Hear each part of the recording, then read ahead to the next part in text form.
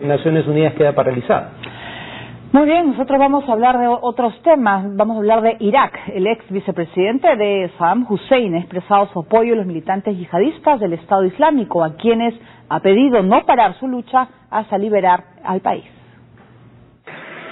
El avance yihadista pone a Irak al borde de la desintegración y los representantes políticos están desaprovechando sus oportunidades de encontrar una pronta solución a una crisis que va dejando más de 1000 personas muertas. El domingo último el Parlamento retrasó nuevamente el acuerdo entre suníes, chiitas y kurdos para elegir a sus directivos y a las nuevas autoridades del gobierno, en una sesión que se retomará el martes 15 de julio. Aunque cuenta con la lista más grande en el Parlamento, la coalición Estado de Derecho de Nuri al-Maliki enfrenta la oposición de suníes y kurdos, quienes lo acusan de solo haber gobernado para la mayoría chií, hecho que podría impedirle ganar un tercer mandato. Pero este estancamiento político está cobrando decenas de vidas inocentes en la parte norte del país, que ha sido tomada por los yihadistas del Estado Islámico, quienes hace varios días establecieron un califato, cuyas aspiraciones son llegar a tomar todo Medio Oriente, mitad de África y parte de Europa. Objetivos que han sido respaldados recientemente por este hombre. Se trata de Saad Ibrahim al-Duri, el ex vicepresidente del dictador iraquí Saddam Hussein, quien ha subrayado que la liberación de Bagdad está cerca y ha instado al resto de ciudadanos a unirse a las filas de los suníes, que ya rescataron la mitad del país. Lo que pasó en Nínive y Tikrit es lo más importante que ha sucedido en la historia iraquí y árabe, señaló el viejo aliado de Hussein. En este contexto, el canal iraní en español Hispan TV citó al portavoz del ejército iraquí Qaem Atta, quien aseguró que las fuerzas del ejército aniquilaron el domingo a un total de 190 milicianos fascistas takfiríes del Estado Islámico, en las provincias de Salahuddin, Diyala, Babilonia y Al-Anbar, al centro, este, oeste y sur del país.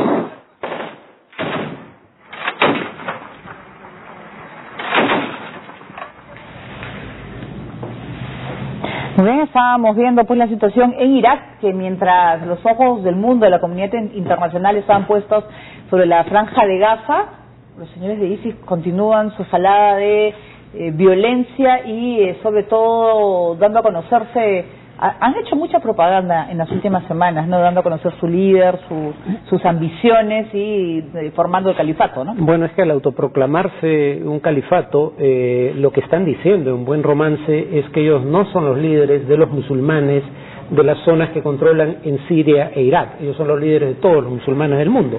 Por suerte, los musulmanes del mundo no les hacen mayor caso. Hay una entidad británica que se especializa en realizar encuestas en zonas de guerra. Y esta entidad realizó encuestas en Raqqa, donde es lo que sería la capital en Siria de este Estado Islámico, y en donde pese a que esta organización tiene programas de ayuda social, solo el 24% de la población la apoya. En el resto de Siria, donde se realizó esta encuesta, solo 4% lo apoya, o sea, no son populares. Entre otras razones porque la mayoría de sus milicianos son extranjeros, y eso no es bien visto. Nadie quiere que vengan extranjeros a pelear en una guerra interna. Pero además Ibrahim al-Duri es un personaje curioso, porque esto es una prueba de por qué la invasión americana resultó, digamos, tan dañina para Irak. Antes de la invasión estadounidense, Ibrahim al-Duri era vicepresidente de un gobierno encabezado por el partido Baath Árabe Socialista, un partido secular, es decir, no religioso, que combatía a muerte, a sangre y fuego a los islamistas como los que están tomando control de buena parte de Irak, y que ya no se hacen llamar ISIS, sino el califato del Estado Islámico. Pero ahora, bueno, primero en 2003, desde la invasión norteamericana, de repente Al-Qaeda, porque en ese entonces todavía era Al-Qaeda, y las ex huestes de Saddam Hussein tienen un enemigo común, que son las tropas de ocupación extranjeras y sobre todo las estadounidenses. Y cuando éstas se retiran, siguen teniendo un enemigo común porque ambos son mayoritariamente musulmanes sunitas, mientras que el gobierno está encabezado por un líder sectario perteneciente a la etnia chiita. Entonces, esto es un matrimonio por conveniencia, esta no es una alianza de ideas. Claro, porque sabe pues que o hace eso o simplemente termina, creo, siendo una de las víctimas de estos yihadistas que están avanzando mucho. Están avanzando mucho y muchos hablan también de la posibilidad de la fragmentación de Irak. Lamentablemente ahora es un escenario probable, ¿no? La paradoja aquí es que el primer ministro de Israel, Benjamín Netanyahu, ha hablado de la conveniencia o el derecho de los kurdos de Irak a tener un Estado propio, con lo cual está metiéndose en asuntos internos de otro Estado, porque el Kurdistán iraquí es parte del territorio internacionalmente reconocido de Irak. No dice lo mismo, curiosamente, respecto a los palestinos, a los que su gobierno ocupa. Muy bien, ahora nos vamos a ir hasta Ucrania. El presidente Petro Poroshenko ha acusado nuevamente a Rusia de desplegar sus fuerzas a través de la frontera para atacar junto a los separatistas a los guardias de seguridad.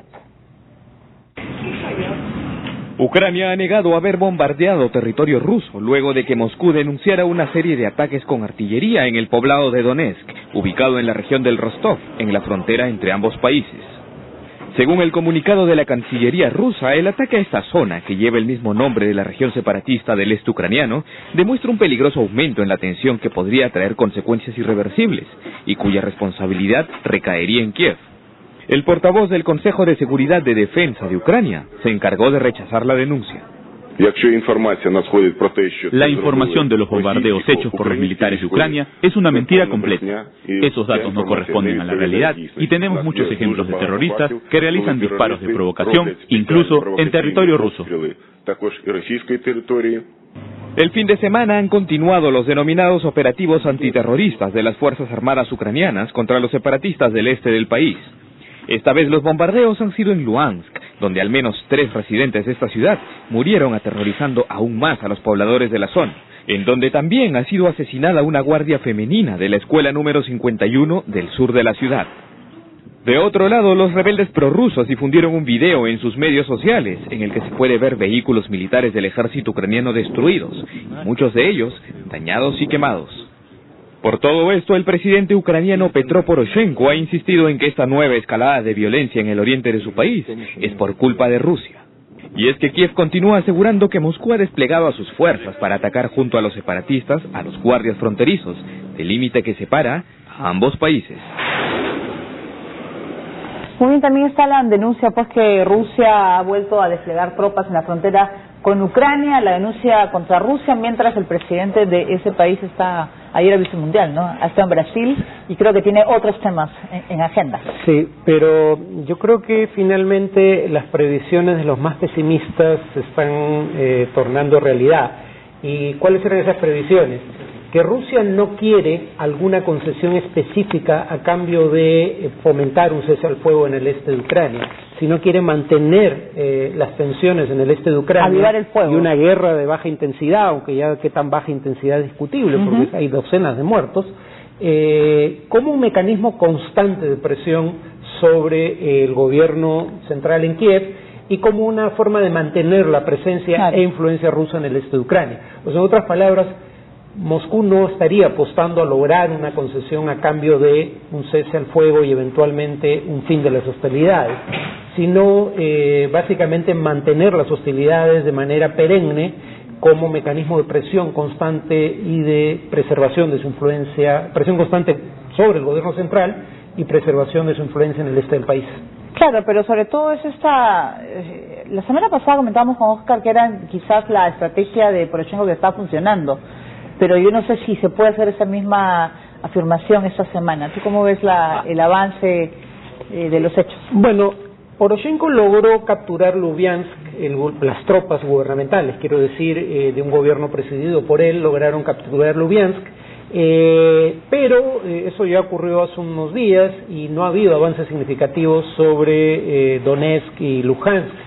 Si bien están en lo esencial cercadas, no están cercadas por los 4 puntos cardinales. El este sigue controlado básicamente por milicias aliadas a Rusia, y esa es la zona de frontera con Rusia, por ahí se siguen abasteciendo. Creo que un intento de tomar esas 2 ciudades, como ya habían hecho en Lubiansk, podría ser sumamente costoso en vidas humanas y en vidas humanas, quiero decir, tanto de civiles como de soldados. Tengo mis dudas de que el gobierno central esté dispuesto a correr ese riesgo, pero en todo caso, si decidiera correrlo, sí creo que existe la posibilidad de que logre prevalecer, pero repito, un costo prohibitivo. Bien, vamos con otras informaciones. La activista pakistaní Malala Yousafzai llegó hasta Nigeria para participar en la campaña que promueve el rescate de las menores secuestradas por el grupo radical Boko Haram. la joven pakistaní y activista pro derechos humanos Malala Yousafzai, que sobrevivió al ataque de radicales musulmanes al defender el derecho a la educación universal en su país, se reunió con el presidente de Nigeria, Goodluck Jonathan, para pedir la liberación de más de 200 escolares de la escuela Chibok, secuestradas por los islamistas de Boko Haram en abril pasado. Luego de reunirse el fin de semana con familiares de las estudiantes, Malala mantuvo una audiencia con el líder del país africano, quien le brindó algunos alcances de la operación de búsqueda de la que han participado Estados Unidos, Reino Unido y Francia. El presidente hizo 2 promesas, una a mí y otra a ustedes, la gente de su país. Él ha prometido que el gobierno optará por la mejor opción para traer de vuelta sanas y salvas a las niñas. Y la segunda promesa que me hizo es más importante, que va a reunirse con los familiares de las niñas secuestradas. Tengo la esperanza que lo va a cumplir. Malala, que celebró su cumpleaños número 17 en la capital de Nigeria, anunció que espera entrevistarse con las niñas que lograron huir de sus secuestradores. En tanto, los integrantes del grupo terrorista de Boko Haram difundieron en las redes sociales un video en el que se ve al líder Abubakar Shekau burlarse de la campaña Bring Back Our Girls o Devuelvan a nuestras niñas, que pide la liberación de las estudiantes. Mieti Allah, we har kaje karaja bring back our girls. Oh, bring back our army. Bring back our army. Jonathan, Gel, Christian, bring back our army. En el video difundido por los islamistas, Shekau llama al presidente de Nigeria a liberar a los milicianos de Boko Haram recluidos en la cárcel. Como se recuerda, Boko Haram, cuya inspiración directa son los talibanes, han realizado una violenta incursión en el país desde el 2009 con el objetivo de establecer un Estado islámico en Nigeria. Muy bien, vamos a hacer una primera pausa. Vamos a regresar con lo que sucedió en Argentina luego de la derrota ante Alemania, los disturbios, enfrentamientos y saqueos en Buenos Aires. Y también los campeones del mundo han realizado una enseñanza silenciosa en un pueblo de Bahía. Vamos a comentarles luego de la pausa.